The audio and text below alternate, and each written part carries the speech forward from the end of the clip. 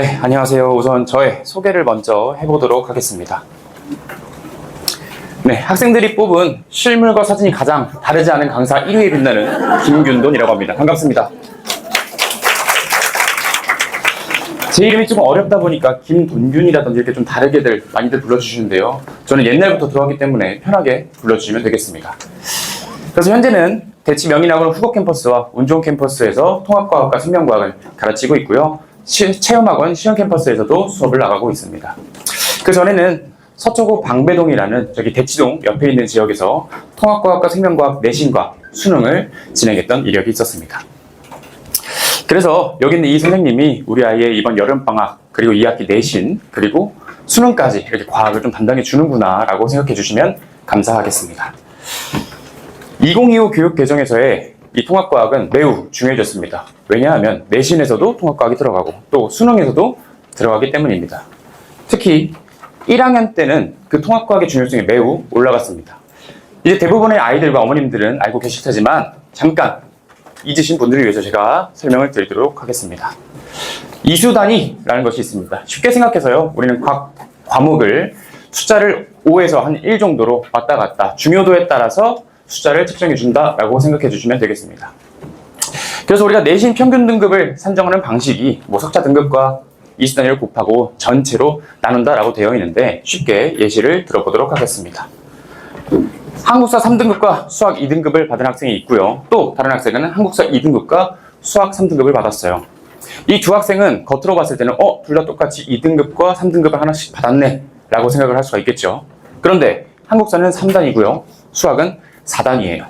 그러면 이 위에 있는 공식에 맞춰서 한번 계산을 해보자 라고 한다면 한국사 3등급의 단위 곱해서 더하기 수학 2등급의 단위 곱한다. 아래도 마찬가지로요. 한국사 2등급의 단위 곱해주고요. 더하기 수학 3등급의 단위를 곱해주자 라고 한다면 이 녀석들 다 더하고 우리가 전체 이수 단위로 나누자 라고 했죠. 전체 이수 단위는 3단위와 4단위 더해서 7단위구나 라고 보시면 되겠습니다.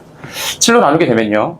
위에 있는 학생은 17이란 값을 7로 나누게 되는 거고요. 아래에 있는 학생은 18이란 값을 7로 나누게 됩니다. 그럼 위에 있는 학생의 내신은요. 2.428로 점점점이 나올 거고요. 아래에 있는 학생은 2.5714 점점점이 나온다 라고 볼 수 있겠죠. 당연히 내신이라는 녀석은 숫자가 낮을수록 더 좋다라는 건 모두가 알고 있을 것입니다. 2등급과 3등급 똑같이 받은 것 같지만 이수 단위라는 거에 따라서 우리가 내신이 다르게 산정이 되는구나 라는 것만 좀 알아주시면 좋겠습니다.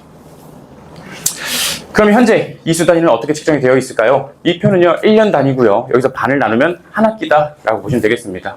이번에 1학기가 끝났고요. 그 다음 이제 2학기가 남았는데요. 국어, 수학, 영어는요 각각 4단위가 또 남은 거고요.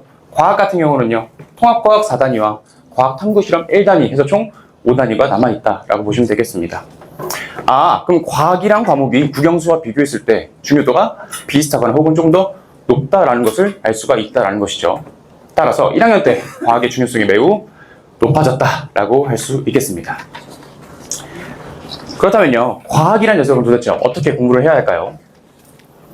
과학은요, 꾸준하게 공부를 해야 되는 과목입니다. 이미 1학기 때 아이들이 많이 피를 본 친구들이 있을 거예요.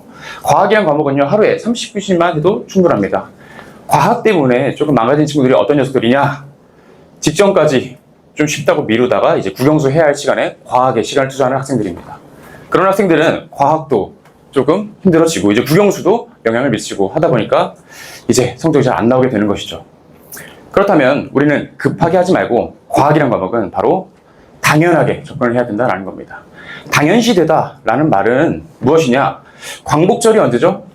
8월 15일 크리스마스, 12월 25일 이런 걸 우리가 매년 공부를 하고 그래서 우리가 날짜를 배우고 이렇게 하고 있나요? 아니죠. 우리 옛날부터 광복절이랑 크리스마스가 8월 15일이야, 12월 25일이야 라고 해왔다고요. 과학은 이런 과목이어야 한다는 것입니다. 당연시하게 돼야 된다는 거죠. 그렇다면 우리는 어떻게 해야 학생들이 당연하게 받아들일 수 있을까요? 바로 자주 접해주는 겁니다. 한 번, 두 번, 세 번 듣다 보면 어느 순간 학생들이 대부분 많이 당연시하게 느껴지는 부분들이 생길 거다라는 거죠. 이 당연시 되는 부분들이 많을수록 우리는 고3 통합과가 올라갔을 때 국영수에 투자할 시간이 좀 더 많아지는구나 라고 생각해 주시면 되겠습니다. 그렇다면 이번 방학 때는 이 중요한 과학 어떻게 진행이 될 건가요? 이렇게 총 여름방학 좀 짧다 보니까 4주 정도의 커리가 준비되어 있고요. 여기는 1주차와 2주차, 3주차는 2학기 중간고사 범위에 들어가 있는 내용들입니다. 이는 지구과학 부분으로요.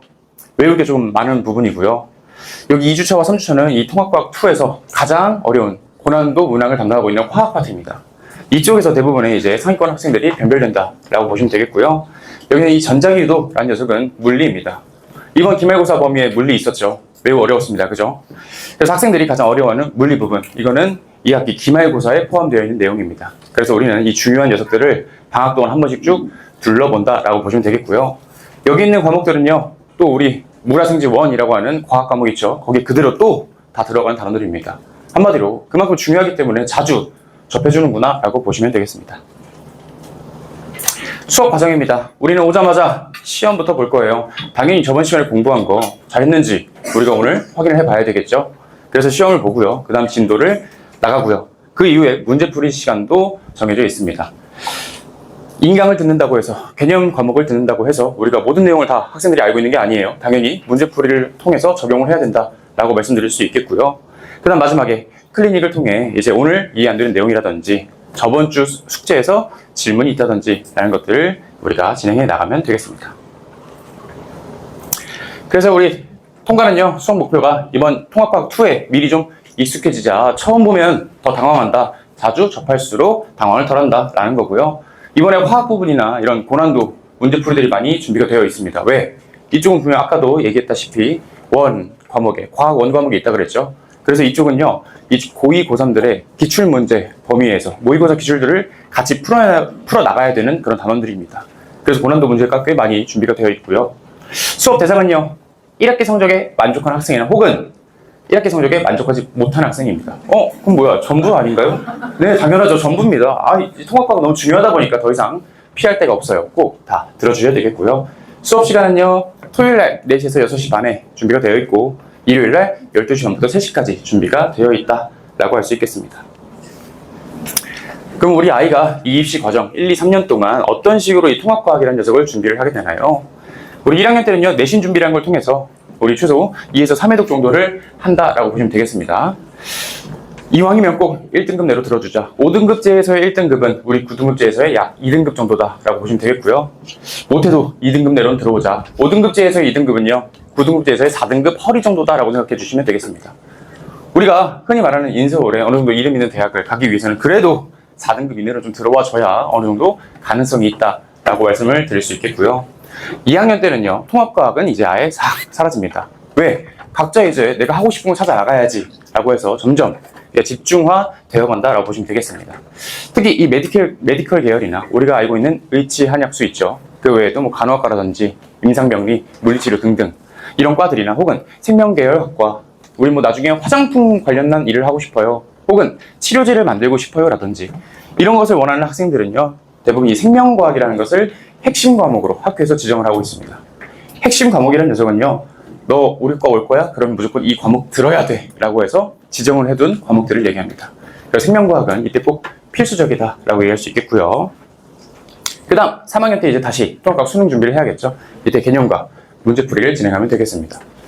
그래서 이번 1년 동안 우리 아이들은 도대체 어떤 과정을 쭉 거치나요? 대부분의 이제 학생들이 중3에서 고1 올라왔을 때 한번 통합과학을 돌았을 거다라고 생각을 합니다. 혹시나 돌지 않았더라도 괜찮습니다. 지금부터 열심히 하면 충분히 쫓아갈 수 있거든요. 그래서 이번 1학기 내신을 통해 통합과학 1을 한번 쭉 끝낸 거고요. 이번 방학 때는요, 통합과학 2에서 필수적인 내용들, 어려운 내용들 한 번 더 다루게 될 거고, 이제 내신을 통해서 통합과학 2를 한 번 더 해주면 되겠습니다. 그럼 전체적으로 약 2에서 3회 정도 우리가 도는 거구나 라고 생각해 주시면 되겠고요. 이때 당연시 되는 게 좀 많아지는 게 중요하다라고 말씀드릴 수 있겠습니다.